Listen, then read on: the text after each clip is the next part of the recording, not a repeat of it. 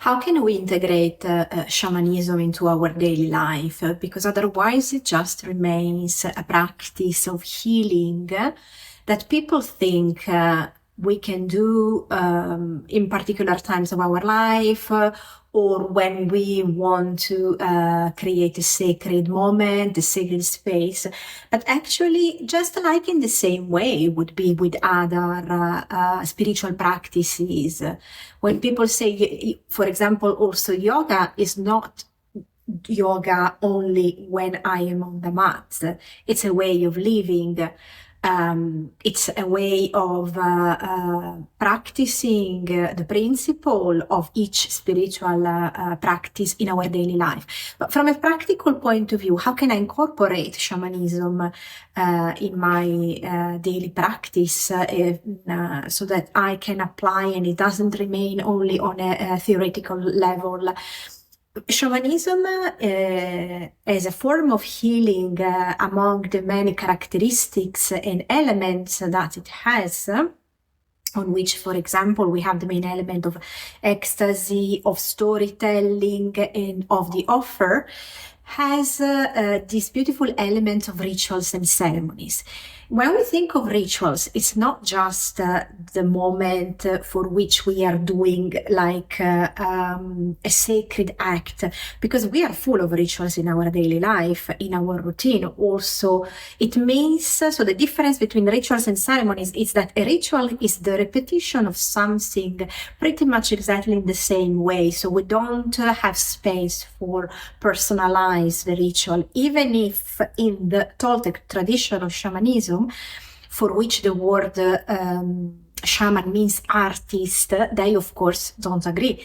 And they think that there is always an element of creativity in the ritual. So you are allowed basically to add your own artistic or creative side to each ritual.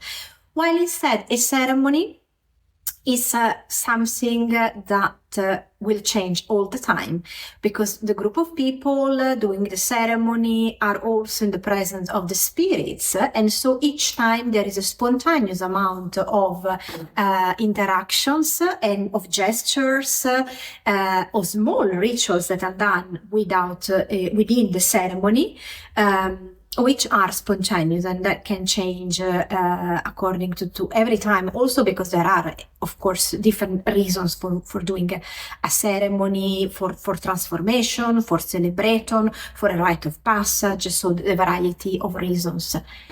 While instead, as I was saying, we have our life is full of rituals. So the repetition of something that we do pretty much in the same way, like brushing our teeth in the morning, is a ritual.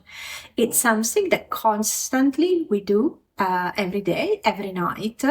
Can be also sitting down for 5 minutes of meditation is a ritual, for example. So if we apply this to the practical point of view from the shamanic perspective, we can include in our morning ritual, for example, a moment which would be essential, in which we can do some grounding exercises. And grounding is basically the key of the spiritual person, the key of the shaman, because in order to be able to channel spirits, you need to be very rooted, very grounded. And again, from a practical point of view, being grounded is something that helps us to face every situation in our life, because we have our own balance, we are on our own feet, and whatever happens throughout our day, it will not defeat us, it will not put ourselves down, and we will not be discouraged by anything.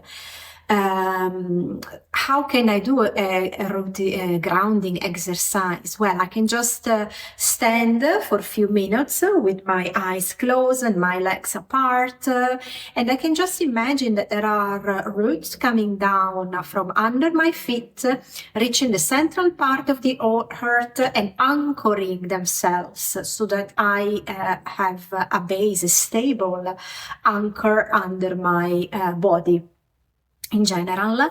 And then I can also imagine that I have a circle of light around my own body that I can visualize in any color according to what I need. If I need healing, more physical healing, it would be green. And I can also combine calling some guides according to, for example, what you believe. Or it can be a spiritual protection, purple, if I feel that I need more expansion, so I need to connect with my solar plexus, it will be yellow, and so on. And I can just imagine this cocoon of energy that is coming around my own body, and this light, of course, is coming from above.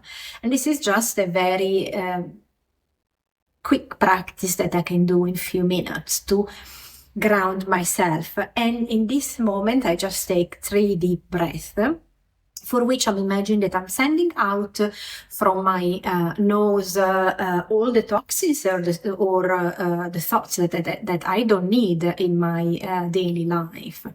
Even if here in shamanism, one of the practices that we use with the breath would be with our mouth open, because there are specific techniques that help to reach an altered state of consciousness, like the breath of fire. And if you have a look at the other videos in my channel, there is a video a few months ago in which I explain the various techniques in which it's possible to reach ecstasy. Then I can also be barefoot and simply closing my eyes with my feet connected to the earth. And again, I just simply close my eyes and I take my attention back here to the present moment, and I observe my natural way of breathing. So this is another very practical technique of grounding yourself. And here, what is it shamanic? Because otherwise people will think, well, that is a practice that I've already heard in other disciplines. Shamanism is connected with nature. So connecting yourself with the roots, with the trees, with Mother Earth, is very much shamanic, because the only goddess in shamanism is nature. It's not a religion, it's not a spiritual practice in which there is a god or gods. Even if here we need to open a bracket, because, for example, Carl Jung used to say that organs were gods, and this is also very shamanic, because the organs of our body are actually our ancestors. So they are connected with spirits in our life, with presences in our life. Another practical tip could be have some going for some, again, natural walks in nature for a few moments, so that then they can become a regular routine, a regular ritual in our life, and can also be practice meditation in nature. That would be a great practice. But we can also take shamanism into our work. For example, when we work with the visualization, and in our work we need to set intentions, we need to reach some goals accordingly, depending to what we are doing. So the technique of visualization would be working with images, and shamanism is very much a work from ourselves with the images that the divine uses to communicate messages to us. So that's why there is also this art of learning how to unlock these images, which in shamanism we would call omen, because they are specific images that contain a message, that contain a meaning. In another way, in another language or culture, that would also call synchronicity, things that happen in our lives. And when we feel the dot, when we put the dots together, that is absolutely fascinating, because we realize that, for example, I saw something last night that grabbed my attention, but I don't know what it means. Another element this morning, and another element this afternoon, and then all of a sudden it just becomes very clear to me what is the meaning of these three elements together. And that is maybe a suggestion from the divine about something that I need to do in this moment, or an answer to a question that is inside myself that I have consciously or unconsciously placed out, asking for advice to the universe. Then another practice can be in our work, take some mindful breaks. So divide our day, for example, in small parts, small portions, or remember to stand and have a short walk with 3 deep breaths in between one task and the other one. And that is already recharging us in an incredible way, even a few minutes in between all the different things that we are doing. This is able also to give us clarity. Because the more we are grounded, the more we manage to be focused, the more we manage to have clarity in whatever we need to do in our daily life. Another practice that we can use during our work would be to actually connect with our intuitions when there is a challenge, when we need to do the famous problem solving, which is something that is happening in our daily life, because there are a lot of challenges. We can actually think in a creative way, think a little bit out of the box. And sometimes maybe not necessarily it applies straight away to the challenge that we have, but we stop, we do something practical, we do something with our hands, or we stop and we draw something, even if for 5 minutes. We are shifting the energy, the waves in our brain, so that we are able to use skills and resources inside ourselves that otherwise would be dormant, because otherwise our mind is always taking over. And sometimes we feel drained. We feel that we are not inspired anymore, that we don't have any more enthusiasm. And this is affecting our problem solving.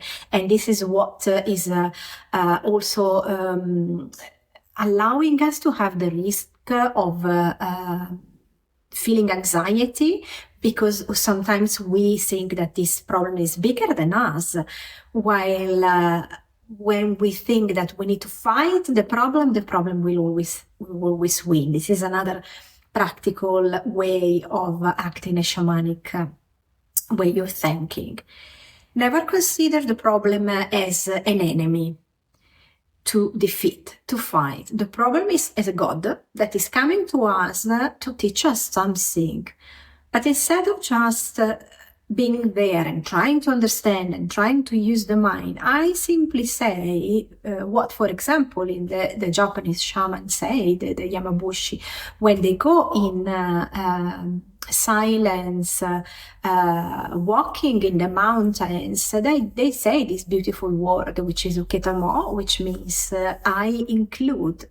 So not necessarily I agree with the problem, not necessarily I accept with the problem, but I include it in my life. I welcome the problem in my life. So I include that in my baggage of experience. It's just one of the many adventures that I'm having into my life. And then another beautiful practice that I can do would be when I'm at home, do energy cleansing. And again, here in my YouTube channel, there is another video which is all about how can I cleanse the energy in the space where I am, and also the energy around myself, when of course we interact, all the times that we interact with all the people.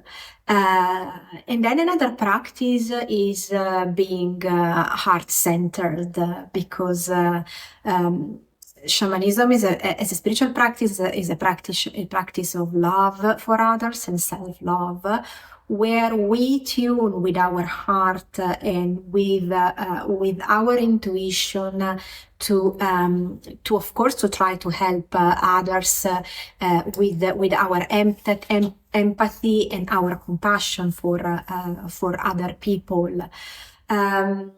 And then another practice is to take time for self-reflection, which means to go back inside. A shaman would use a shamanic journey as a practice to do this journey inside ourselves and get access to different realms of wisdom, to the realm of the invisible, knowing that invisible and visible are exactly two faces of the same coin. And finish maybe our day with a common practice that is not only shamanic, the gratitude practice. So going back, and we can use here actually a Japanese ritual, which is the ritual of the stars with the 5 points, where whatever is coming in our life, and at the end of our day, we simply use the formula, the psychic formula, the mantra, I bless you, I thank you, I forgive you, I love you, and I have faith in you, which I can also recall back the Ho'oponopono if you're familiar with this practice, which means that whatever again is happening and coming into my life, I include that again, because I'm not angry, I'm grateful for that. I forgive who I have to forgive. And the last one, I have faith in you. It means I have faith in the event. I have faith in the spirit of the event. Because if it's coming into my life, it's always for a good cause, for a good purpose, for me to understand something and do an evolutionary leap in my scale of evolution, my journey into this life.